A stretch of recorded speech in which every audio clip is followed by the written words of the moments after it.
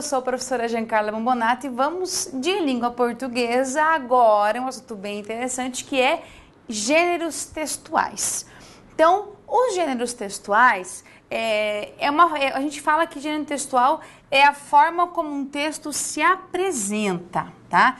Tá, mas e qual a diferença entre tipologia textual e gênero textual? Não é a mesma coisa? Não. Tipologia é como o discurso é feito, como as frases são organizadas. E gênero textual é a cara do seu texto. Por exemplo, nós podemos ter dentro de um gênero textual as tipologias textuais, por exemplo. Pode haver sem problema nenhum. Vamos fazer uma diferença aqui. Nós temos aqui, ó, a palavra, coloquei aqui como exemplo, a palavra calça e calça jeans, tá? Calça é um tipo de roupa, por exemplo, calça. Não importa como venha, mas a calça tem que ter um padrão, né? Tem, claro, se usar nas pernas, porque tem que ser calça para isso que serve. Então, isso é como se fosse uma tipologia textual. Esse é um padrão. Agora, eu posso ter calça jeans, calça de moletom, calça rasgada, vários tipos de calça larga, calça justa. Então, aqui é como se fosse o tipo textual e aqui o gênero textual. As várias formas que você pode encontrar alguma coisa. Então, isso é gênero textual. Por exemplo, calçado. Calçado, a gente sabe que calçado você usa nos pés. Beleza, isso é um tipo textual. Agora, chinelo, tênis, sapato social, com salto, sapatilha, é como se fossem os gêneros textuais. Então, sempre quando eu falo em gêneros, é como aquele texto se apresenta, a forma como ele está. Se é um texto que tem imagem, que não tem imagem, linguagem verbal ou não verbal. Se é um texto que vai trabalhar com uma informação, se é um texto que vai trabalhar com uma crítica, com uma piada, uma reflexão, uma imagem, tudo isso é gênero textual. Então, existem as tipologias textuais, a gente consegue delimitá-las. Agora, os gêneros são infinitos. Eu posso ter muitos gêneros textuais. O que acontece? Cada gênero vai ter uma finalidade e nós temos diversos por aí, tá? O que nos ajuda a entender um pouquinho a gente chama de esferas de circulação, ou seja, onde esses gêneros textuais circulam, onde eles se encontram, onde eu posso encontrá-los. E eles vão aparecer em inúmeros lugares. Aqui eu vou destacar apenas alguns lugares mais comuns, mas os gêneros são muitos. E isso você só vai perceber às vezes no texto. Às vezes você pega um texto que ele mistura até os gêneros também. Então, por isso que é uma parte difícil de você delimitar com precisão alguma coisa ou outra. Então, por exemplo, no dia a dia, nessa esfera cotidiana social, você pode encontrar aí fotos. Tá, mas fotos é um texto? Tudo que produz sentido é texto, tudo. Pode ser apenas um texto com imagem, é um tipo de texto. Por exemplo, uma placa de trânsito. Ela pode ter nenhum tipo de palavra, mas a própria imagem produz um significado. Então, essa placa de trânsito é um texto, porque ele produz um significado. Então, por exemplo, no dia a dia eu posso encontrar fotos, receitas, bulas, vários gêneros textuais.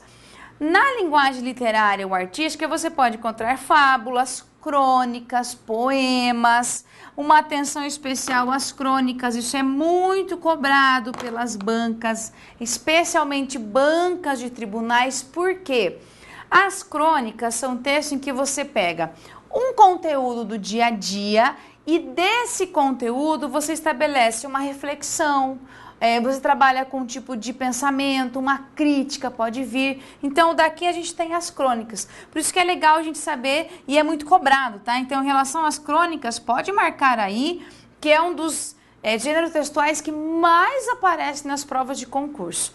Então, veja que nós temos várias esferas. Temos também esfera científica? Lógico que temos. Aqui você pode ter um relatório de pesquisa, você pode ter uma dissertação de mestrado. Então, são textos que têm uma característica de estar ligados à ciência, à pesquisa, a divulgar resultados, por exemplo.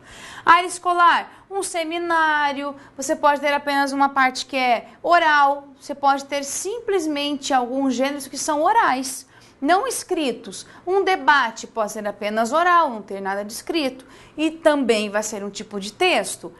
Área jornalística, tiras, charges, claro que nós temos outras, tá? Eu destaquei aqui as tiras e as charges, porque isso aqui também aparece muito em provas de concurso, tá? Você vai encontrar bastante, um número bem legal de charges, tiras, histórias em quadrinhos que aparecem aqui em provas de concurso. No seu material você tem assim mais exemplos, tá? Só que estou destacando alguns deles. Você tem mais exemplos de textos que podem sim aparecer para você entender como isso acontece.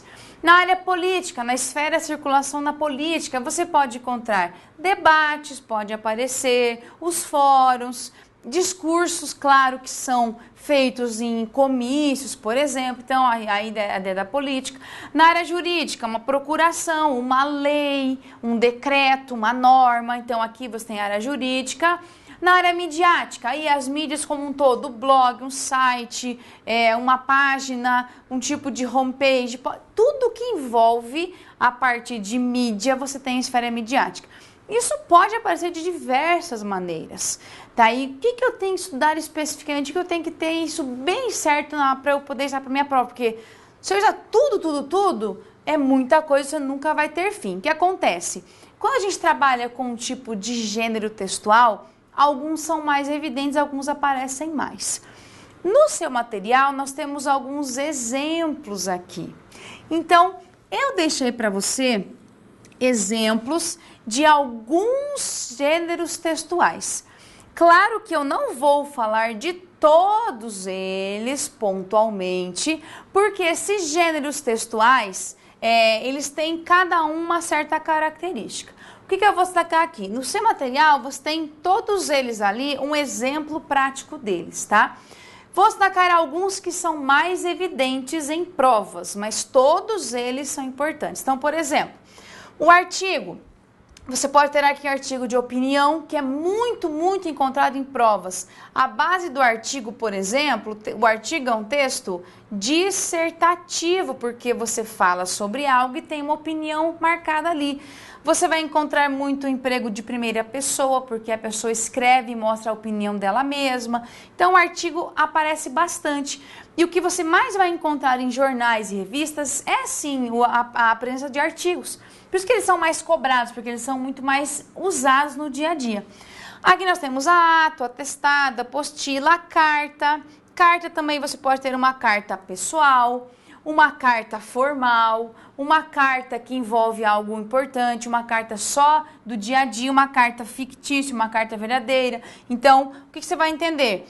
Geralmente na carta você vai ter a presença da interlocução, tá? Porque você vai sempre conversar, interlocução. Opa!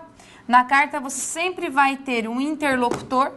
Então, essa presença aqui da interlocução é bem importante na carta.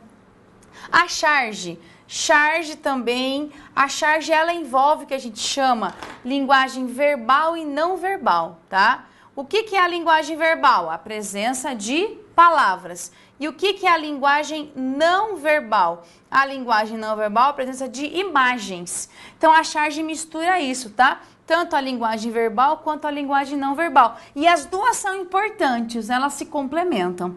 A certidão, circular, aí o conto. O conto aparece, sim, aparece, porque o conto é um texto literário e ele está ligado muito ao emprego de semântica. No conto você vai ter linguagem figurada, você vai ter emprego de metáforas. Então aparece muito isso em contos, por isso que é uma parte também que pode aparecer bastante. As crônicas também. A crônica é sempre alguma coisa que envolve o cotidiano, tá? Marcas importantes da crônica. Algo que é cotidiano e geralmente a crônica ela tem uma marca de reflexão, de crítica, bem evidente aqui. A declaração, o editorial, o ensaio, a entrevista, você pode ter, é bem comum você encontrar entrevistas como texto de apoio para as provas, edital, fábula. O que é uma fábula? Certeza que você sabe. Lá você estava lá na quinta série ou sexto ano agora, o Leão e o Ratinho. Então a fábula sempre é uma narrativa em que a gente fala que existe uma personificação. O que é isso? Personagens que não são vivos, por exemplo, uma caneta, ou que não têm emoções humanas, por exemplo, um cachorro, um leão, eles adquirem características humanas, pensam como humanos, agem como humanos. Isso é personificação. Histórias em quadrinhos que são muito parecidas com as charges, porque você vai ter aqui linguagem verbal e linguagem não verbal também, tá? Aparece muito aqui. As histórias em quadrinhos você vai ter um pouco de narrativa, tá? Então você vai perceber aqui que existe a presença de uma narração, porque você tem uma história a ser contada em forma de quadrinhos. Temos a novela é uma forma de texto, como se fosse um conto maior. Você vai ter personagens, ambiente, tudo isso. Aí a notícia, o ofício, o parecer, a propaganda, o poema. Poema, sim, você vai encontrar nas provas. É muito comum você encontrar, sim, os poemas. Às vezes assusta um pouco, né, a presença de poemas, mas pode sim, a banca pode explorar tanto aspectos gramaticais quanto aspectos semânticos. Aí temos a reportagem, requerimento, relatório e portaria. A diferença entre reportagem e notícia, por exemplo, a notícia, ela simplesmente reproduz um fato naquela hora. Aconteceu um acidente agora, pronto, vou lá e noticio. A reportagem, ela pega um fato importante que já aconteceu há um pouquinho de tempo e traz pesquisas, traz informações, traz um pouco a mais. Não é só relatar o fato, é relatar e trazer informações adicionais. E a notícia acontece geralmente próximo ao momento do acontecimento. E a reportagem já é um pouco mais distante. Mas ambas têm essa ideia de trabalhar com a noção de contar algo e trazer quem, quando, onde, como aconteceu. Então aqui temos gêneros textuais. É muita coisa, Giancarla, pra caramba. O que eu sugiro para você? O material está bem amarradinho para você ter ali em suas mãos já o que é mais importante para você entender e deduzir como é identificar um gênero textual. A ideia é sim, ter acesso a esse conteúdo e perceber que os gêneros textuais são muitos. O que é que você tem que cuidar? Sempre, independentemente do gênero, sempre há uma intenção. Todo texto ele é feito com algum objetivo. E essa é a sua perspectiva quando vai ler um texto. Tem que entender assim, qual é o objetivo desse meu texto? Falar sobre um assunto apenas, refletir sobre algo, trazer um sentimento, trazer uma exposição de alguma coisa. Aí é isso que você tem que cuidar. E ainda amarrada à parte de gêneros textuais, nós temos também a parte de intertextualidade, que é algo também cobrado na hora de construir um texto. A intertextualidade, ela faz parte do processo de construção de um texto. Então, me acompanhe agora para a gente matar o conteúdo de intertextualidade. Agora vamos falar um pouco de intertextualidade, tá? O que vem a ser a intertextualidade? É o seguinte, nós temos aqui a ideia que nós temos um diálogo entre textos, tá? Por quê? Quando você cria um texto, pode haver uma relação com outro que já existe. Então, a intertextualidade é a relação existente entre dois textos. Um que você cria, um que é criado e um que já existe.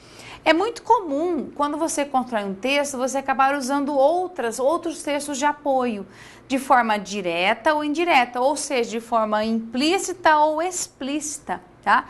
Então, você pode criar um texto e usar algo que você já conhece, alguma coisa que você já leu ou já viu e inserir no seu texto, de forma direta ou indireta, que é implícito ou explícito. E isso acontece, é muito comum acontecer isso. Então, a intertextualidade, ela aparece no processo de criação de um texto. Quando você cria um texto e você usa alguma coisa que já existe e coloca no seu texto, isso é intertextualidade. Algumas são bem evidentes, outras não. Mas é importante você perceber isso, tá? No processo de criação de um texto. E às vezes fica bem evidente quando você lê um texto e pensa, isso aqui eu já li de alguma maneira.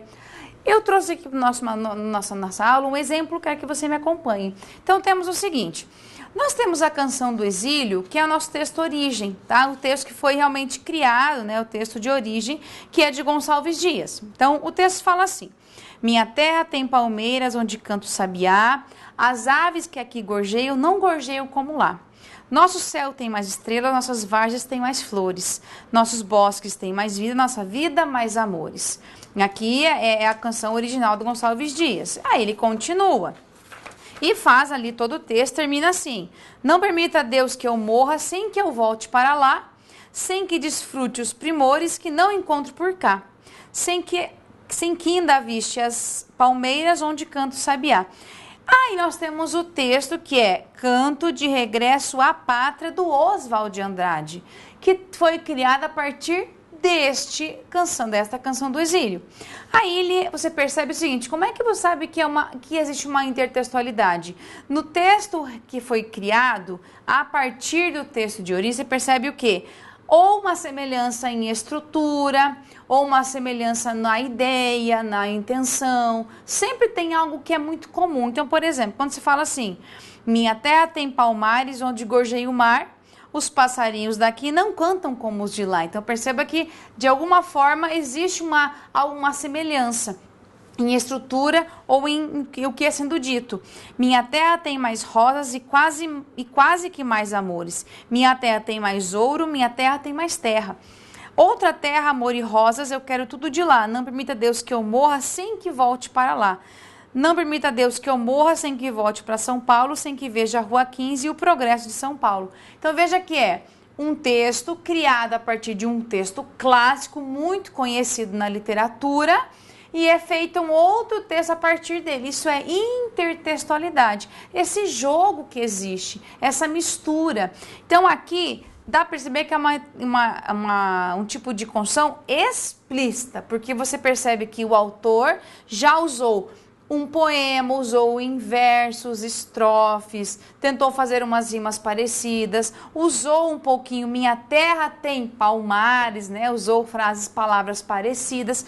Essa construção é bem interessante, porque você percebe de forma explícita que realmente isso é uma parte de um outro texto. Aqui, você viu que o texto inteiro foi criado a partir de outro. E a intertextualidade não é só isso, não. Você pode ter um texto recriado e ter um parágrafo que se remete a um texto que já existe, uma frase que remete a algo que já existe. Então, ela é um pouquinho ampla. Por isso, vamos ver alguns tipos agora de intertextualidade. Olha só, temos a citação. Isso daqui você vai encontrar bastante em textos das provas e você também pode usar, às vezes, numa redação. O que é a citação? É a transcrição de uma fala, não só da fala de alguém, tá? Você pode, por exemplo, transcrever um tipo de lei, segundo a Constituição Federal, é isso. Então, a citação, você cita a fala de alguém, você tem que dizer que a pessoa é quem disse isso, segundo Bechara, segundo tal pessoa, conforme tal autor. Aí você marca uma citação, ou seja, você criou o texto e você usou isso daqui como um recurso de intertextualidade. A pessoa que lê já sabe que você não é uma fala sua, você usou algo que já existe. Então, aqui é um exemplo de uma intertextualidade. Temos também a epígrafe. A epígrafe é quando aparece muito, por exemplo, em textos acadêmicos, ou quando você quer fazer um texto e quer colocar uma passagem para iniciar.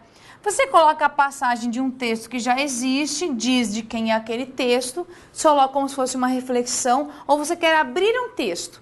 Você quer começar um texto e coloca a fala de alguém, a frase, uma frase bonita. Você já ouviu a frase de alguém e você coloca aquela frase, é uma epígrafe. A partir daquela frase você começa o seu texto, como se fosse um pontapé inicial para começar a falar sobre alguma coisa. Isso é a parte da epígrafe, tá? Não vai encontrar muito isso nas provas, você pode encontrar às vezes no meio de um texto ali, não é tão comum, mas pode aparecer.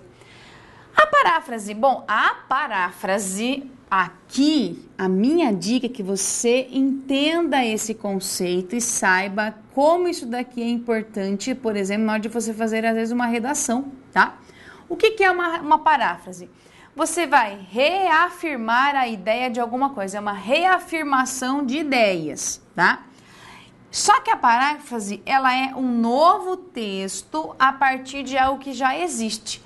Então, por exemplo, você tem lá um texto de apoio que fala sobre a violência contra as mulheres, tá? E você tem lá um texto e tem a opinião.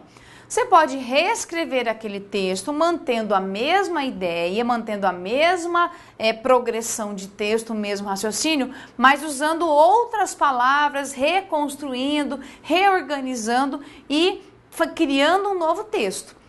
A diferença é que na paráfrase não pode haver cópia de trechos, não posso copiar uma frase. Você vai reescrever um texto a partir de outro, mas sem fazer cópias. E isso é uma paráfrase, tá? Então, por exemplo, quando você vai fazer uma redação, você pode até trazer algo que você já conhece, mas sem copiar literalmente, tá? Então, isso é paráfrase.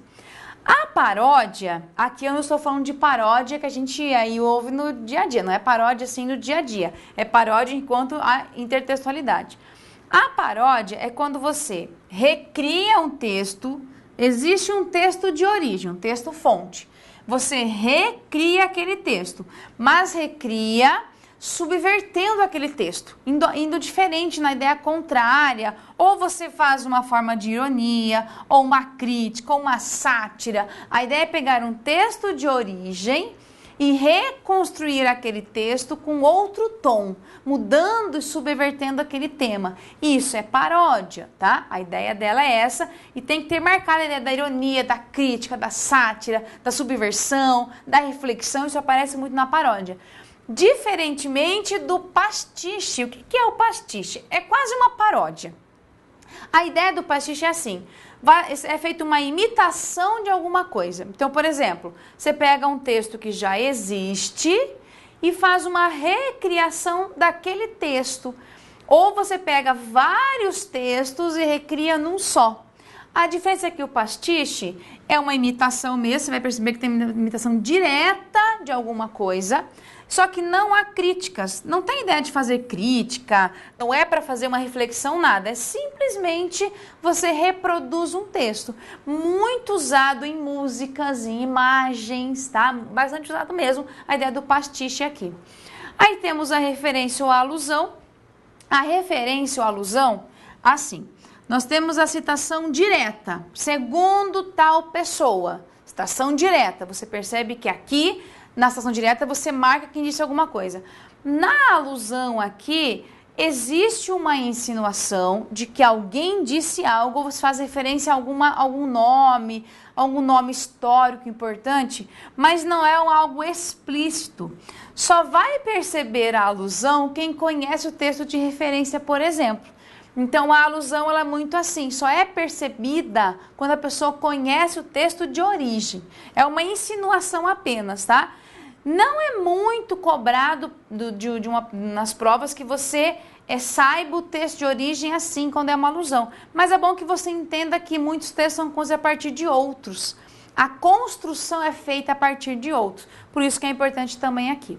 E uma outra forma de intertextualidade é a tradução. Como assim? A tradução também é. Por que a tradução é uma intertextualidade? Porque a tradução você pega um texto numa língua estrangeira e parte para a tradução para a língua nativa. Então, essa tradução aqui, o que acontece? Quando existe uma tradução, né, para quem já conhece aí língua inglesa, quem já estuda a língua portuguesa, inglês, espanhol ou outra língua, sabe que quando você constrói um texto, quando você tem uma língua, a língua não é somente regras, você fala alguma coisa e está envolvido ali um pouco de sentido, de semântica, de cultura, de contexto histórico, social. Então, a tradução de uma língua para outra não pode ser literal. Você tem que pegar uma frase da língua estrangeira e adaptar à língua materna, à língua nativa. Então, por isso que é uma forma de intertextualidade, porque senão reproduz fielmente de uma língua para outra. Você adapta aquela frase para a língua materna. Então, por isso a gente chama isso de tradução, porque você não tem uma transcrição literal, você adapta isso a isso. Às vezes uma frase, uma palavra, uma fala aqui, não pode ser literalmente transposta aqui, você tem que fazer a adaptação, considerando cultura, contexto, tudo isso importa aqui. Então, por isso que a tradução trabalha nesse sentido, tá? Aí, claro, é uma parte bem importante também para você entender que você pode ter, claro, isso no meio de um texto, tá? Agora, para a gente marcar bem, então, o nosso conteúdo, fixar bem o conteúdo, a ideia é que a gente agora faça um pouco de exercícios. Então, você vai perceber aqui que nas questões que nós temos, predomina bastante o emprego de gêneros textuais e pode ter intertextualidade nos gêneros textuais? Lógico. Você pode ter, por exemplo, uma charge em que essa charge usa um texto de referência para ser construída. Pode, sem problema nenhum. Então, a intertextualidade não é algo assim que vem separadamente, não é isolado. Você vai perceber a intertextualidade dentro dos gêneros textuais, como eles são construídos, tá? Então, me acompanhe agora na nossa primeira questão. A questão pede o seguinte, te dá um texto de referência e fala assim, quanto ao seu gênero, esse texto é... Então, vamos lá. O texto fala assim, o filme Viajo Porque Preciso, Volto Porque Te Amo, dirigido por tal pessoa, foi rodado no interior de 5 estados do Nordeste. A ideia inicial dos 2 cineastas era fazer um documentário sobre as feiras do sertão. Entre a primeira e a última filmagem, houve uma interrupção de 9 anos. E a montagem final é, de fato, uma ficção sobre a viagem e o amor, sem perder uma dimensão crítica sobre a cidade brasileira. O filme transcende o registro de mero documento, transmite emoções ao espectador e convida-o a refletir sobre a região e as pessoas que nela vivem e trabalham. Um dos achados do filme, cuja narração é conduzida pela voz de um geólogo, foi relacionar o estudo do solo com a desilusão amorosa. Uma sondagem no interior da terra árida tem como contraponto uma sondagem da alma das personagens.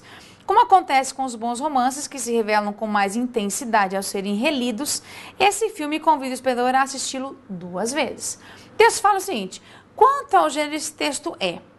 Aí ele fala para você, uma crônica imaginosa, uma reportagem rotineira, uma crônica crítica, uma reportagem promocional e uma crônica informativa. O que você vai perceber aqui? Primeiro, porque é uma crônica. Aqui o autor ele usou algo que já existe, que é um filme que foi já lançado, então algo que realmente é algo cotidiano do dia a dia. E a partir desse filme ele tece algumas reflexões, ele fala sobre o texto, faz uma crítica. Então, o que acontece? A resposta mais adequada fica por conta da letra C. É uma crônica crítica, pela qual o autor comenta a produção de um filme, isso mesmo, cujo intento inicial foi alterado, realmente é o que ele fala aqui, e avalia suas qualidades artísticas e culturais, é isso mesmo. O autor aqui ele fala sobre o filme, como ele foi construído, né, o que se passou, aí nós temos aí os 9 anos de diferença, e você percebe que aqui o autor também traz um pouco de avaliações, ele traz um caráter opinativo. Portanto, aqui a opção adequada é essa letra C. Próxima questão. Condizente com o gênero crônica, o texto consiste em... Aí ele te dá aqui o seguinte, o texto em si, ele fala para você, é um texto curto, ele fala assim, pode ser um saudosismo bobo, mas tenho saudades do tempo em que se ouvia o futebol pelo rádio. Vejo que é um assunto do dia a dia, uma coisa que realmente acontecia no dia a dia. Às vezes era apenas chiado, às vezes o chiado se misturava com a narração, às vezes a estação sumia. Sem mais nem menos, voltava e o jogo parecia tão disputado, mas tão emocionante, repleto de lances espetaculares, que tudo o que queríamos no dia seguinte era assistir os melhores momentos da televisão. Hoje, todos os jogos são transmitidos pela televisão. Isso é uma coisa esplêndida, mas sepultou a fantasia, a mágica. Agora, que fique claro, em absoluto, falo mal da tecnologia. Ao contrário, o avanço tecnológico, principalmente a chegada da internet, trouxe muita coisa boa para muita gente. Lembro que ainda engatinhava no plano do direito e, se quisesse ter acesso a uma boa jurisprudência, tinha que fazer assinatura. Hoje está tudo aí disponível, a farta de graça. Somente quem viveu numa época em que não havia internet tem condições de dimensionar o nível de transformação e de reprodução do conhecimento humano que ela representou. O que você tem aqui? Aqui realmente, o que é mais adequado ao texto é um relato perfeito. Subjetivo. Por que ele é subjetivo? É um relato pessoal. O narrador está relatando algo que é muito pessoal, de experiências cotidianas, que é você assistir e usar a internet, antes futebol pelo rádio, agora pela televisão e tudo mais, com linguagem coloquial. O que é uma linguagem coloquial? Uma linguagem comum, assim, uma linguagem da informalidade. Porque ele fala assim, agora que fique claro, Então, as falas que aparecem aqui são falas muito próximas da oralidade, porque é como se estivesse conversando com alguém. Então, a letra C é a mais adequada, porque é um relato subjetivo de experiências cotidianas com linguagem coloquial. Perfeitamente, então, letra C é minha resposta. Próxima questão, temos o seguinte: com respeito ao gênero, é correto afirmar que o texto acima é. Então, aqui, aí eu sugiro que você pause o vídeo, leia o texto, porque é um texto um pouco mais longo. Aqui, a resposta adequada é a letra B, porque você tem aqui uma crônica, e olha só o que você tem de explicações. Uma crônica por trazer reflexão sobre o momento histórico com o uso de linguagem coloquial. A crônica vem muito com essa característica. Como ela trabalha muito com marcas do dia a dia, com questões do dia a dia, você tem uma linguagem um pouco mais coloquial. Então, realmente, ali você tem uma crônica e a crônica faz uma reflexão, de um assunto que é comum, que é muito comum à sociedade, e a linguagem geralmente é uma linguagem coloquial. Não é um poema em prosa, tá? Não é uma poesia, não é um conto, como ele propõe ali. E aqui, não é letra D, uma crônica para dar voz a animais? Não, também não. Então, a letra B é a resposta adequada. Próxima questão, aí temos o seguinte: o texto pertence ao gênero. Então, aqui também eu sugiro que você leia o texto, eu vou ler só o comecinho dele. O linguista Noam Chomsky uma vez sugeriu que a ignorância ou desconhecimento que se tem a respeito de um tema qualquer poderia ser dividido em duas categorias: problemas ou fatos que estejam dentro da capacidade de raciocínio e mistérios que se localizem além dela. Segundo ele, os problemas abrangem as questões que podem ser compreendidas e respondidas, mesmo que não sejam diretamente solucionadas. Mistérios, por sua vez, têm uma característica particular. Eles são, por definição, incompreensíveis. Aí ele continua aqui falando sobre esse mesmo assunto. Então, o gênero pertence a quê? Ele fala que é uma notícia. Não é notícia, porque a gente tem que ter um fato. Um começo, meio e fim, quando, como, onde, quem, tem que ter tipo um acidente de trânsito, isso é uma notícia. A crônica, ela pega um assunto cotidiano, um fato cotidiano e propõe reflexões, não é também. Aqui você tem a marca, aí ele fala que é um editorial e ele fala que a ausência do tipo dissertativo, não. O texto aqui é dissertativo, ele fala sobre um assunto. Então, a ideia mais adequada é a letra E, que é o artigo de opinião. Porque ele é um artigo de opinião, é falado sobre um assunto e que se verifica a presença do tipo dissertativo. Então, resposta letra E. Fechamos aqui com a ideia de gêneros textuais, como eles são importantes, e eles têm várias formas eles podem aparecer de várias formas, e a intertextualidade, que ela pode apresentar, ela pode aparecer dentro de qualquer gênero textual e também faz parte das tipologias textuais. É tudo um bolo só, uma mistura só, mas todas as características são importantes para você entender bem um texto e daí caminhar para uma boa compreensão e uma boa interpretação. Tudo bem? Então, até o próximo encontro e te vejo na próxima aula.